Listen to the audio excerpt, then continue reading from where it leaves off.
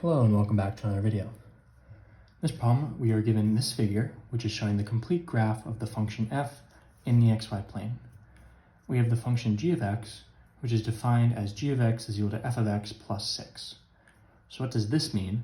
This means for every value of f of x you have, you're adding 6 to it, and that gives you the value of g of x, right? Or else what is the maximum value of the function g? So if we're looking for the maximum value of g, we take the maximum value of f, and whatever that is, plus 6 gives you the maximum value of g, right? Think of it as f is down here, and we have g as the same shape up here, just 6 units up. So what is 6 units higher than the maximum of f?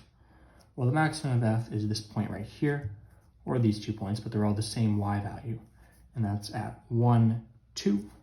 So the maximum value of f equals 2.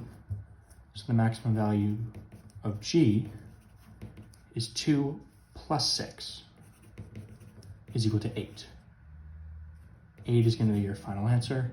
As always, thank you for liking and subscribing, and I'll see you in the next video.